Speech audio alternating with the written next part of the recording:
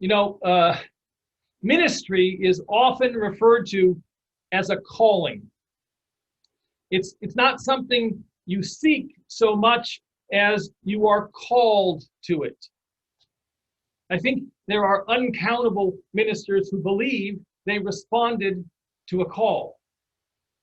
I also think it would be wonderfully clarifying to have a call to respond to. And you're going to laugh, I think, but when it comes to Koof's ministry and me, it may be that the closest thing to a calling arrived for me in the Taco Bell over off of Sharon Avenue. But before I complete the Taco Bell story, I think this is maybe a little bit awkward in terms of timing, but I think that some folks are still wondering how I ended up in Houghton. And maybe I should have told this story at the beginning of my tenure, but I'm telling it now because I still receive questions. This is how I think it starts. My father's grandfather, my great-grandfather, immigrated from Cornwall to Calumet in about 1903. He was working in the mines when he first got there, ended up going to seminary, and became an itinerant Methodist minister at congregations throughout the Keweenaw Peninsula. My dad was born in Ishpeming. My mom just south of Ishpeming in a little town called, not even a town, a little spot called National Mine. My mom spoke only Finnish until she went to kindergarten. So my family background is both Finnish and Cornish. I am a true son of the UP. My brother and sister were born in Ishpeming and Hancock, and I was born in East Chicago, Indiana, near the steel mill my dad was working at after he graduated from Tech as a metallurgical engineer in 1957. And my mom was 6 months pregnant with me when we left Houghton. And I kind of like to think of myself as I was shipped from the UP like so much iron ore to the steel mills at the bottom of Lake Michigan. I never lived in the UP until I was 60 years old. At 60, I placed myself in a position in my life to follow some wanderlust. I figured the best spot to begin wandering was from the home I'd never lived in, the UP. There are some touch points for me up here. My grandparents' house in Ishpeming that I visited a lot as a child, the family camp on Lake Michigamme that we would spend weeks on and weeks at in summertime. And ultimately, there's a spot in Ishpeming where my parents' ashes will be interred. I've got an aunt and 2 cousins in Menominee. I got another cousin in Marquette. And I have family stories strewn across the UP. So one day, about 3 years ago, I had just attended a Sunday service at the Granite Peak UU congregation in Arizona. And during coffee hour, I found myself telling a friend that I was going to move to the Upper Peninsula of Michigan. And to my surprise, he said, "Oh, I know the UP. Where are you moving?" I said, "Oh, to a little spot called Houghton." He immediately smiled and said, "Oh, my dad lives in Houghton." I said, "Wow, my family used to live in Houghton. My dad went to school at Michigan Tech." He then responded by saying, "Well, my dad used to teach at Michigan Tech." I had known Dan for 8 years, and we had never talked about the UP. A week later, he sent me an email. He wondered if I was serious about moving to Houghton. And if I was, they had a family house that I could stay in as my initial landing spot in my relocation. All they would ask is that I visit their dad 2 or 3 times a week and maybe drive him to services at the Keweenaw Unitarian Universalist Fellowship on Sundays. So I moved to Houghton. I moved into the basement apartment at the Boyce family home and began caring for Jim Boyce, one of the founders of this fellowship. After a few months, Folks in Houghton learned that I had been the co-executive director of a statewide UU organization, that I had worked for 2.5 years as a social justice ministry facilitator in a UU congregation, that in that same congregation, I had been the vice president of their board of trustees, and I had been the chairperson of a recent ministerial search committee. Folks found out that I actually had some experience with Unitarian Universalism. And it was as a result of that incredible string of events that I ended up at Taco Bell off of Sharon with Horst and Jen to talk about becoming COOF's part-time minister. You know, as we sat and talked about the possibility of me becoming a lay minister at COOF, I didn't imagine that in 2 years, I would actually be missing the opportunity to sit inside Taco Bell and talk face to face with people.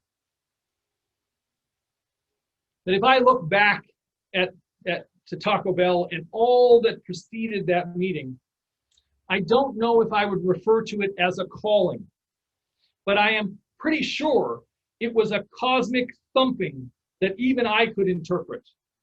I was kind of meant to be the minister at COOF. I am grateful to you all for the chance to work with you. You've filled the last couple of years with affirmation after affirmation that a small group of people working together can make a difference in each of their lives and in the lives of so many others. I want you to know that the wanderlust that landed me here still lives within me. And so in the beginning of June of 2021, I will end my work as COOF lay minister. Sharing this today is not so much a goodbye as it is a heads up that a thoughtful, inclusive process to find a new minister needs to begin.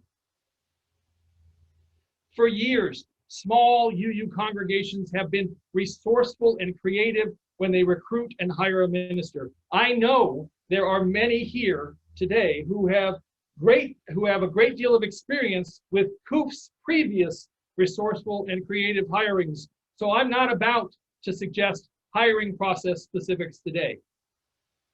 I also recognize that COVID-19 has changed so many systems and practices, and organizations are struggling across the country to adapt to these challenges.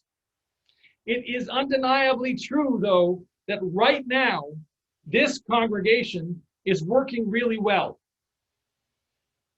I see the vibrancy in every committee or team meeting I attend. I see the staff working to stay flexible and effective. Healthy congregations can make healthy decisions. And let me be the one to say it, COOF is a healthy congregation. I think this overall health can be seen as a measure of our shared ministry. Now, by bringing up shared ministry today, I'm not trying to relocate the focus of COOF's ministry away from my role and the need to replace me. But I've talked before about Martin Luther's revolutionary sense of the priesthood of all believers. In a time, he altered the role of clergy as the mediating layer between God and people. And then I mentioned, of course, James Luther Adams' extension of that idea to the prophethood of all believers, recognizing that each of us has the capacity, and even more so, the responsibility to be agents in the making of history rather than merely being pushed around by it. If shared ministry and the priesthood of all believers and the prophethood of all believers have felt like arcane concepts, as I've talked about them before, this is the moment to make them real. Ministry at COOF is shared through all of us. We respect the free and independent search for meaning, and we share our journeys with each other. We share full of trust in the other to hold our experiences as dear. That's ministry.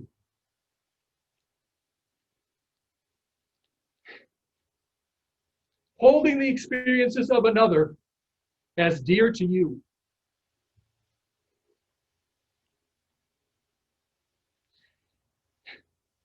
Finding our way to look at the world as it is, imagine how it should be, and then working to make it so, our prophetic life is also shared throughout this congregation. I spent the last 2 Sundays exploring our moving forward teams and the Green Sanctuary efforts. Those are our shared ministry, our prophethood of all believers.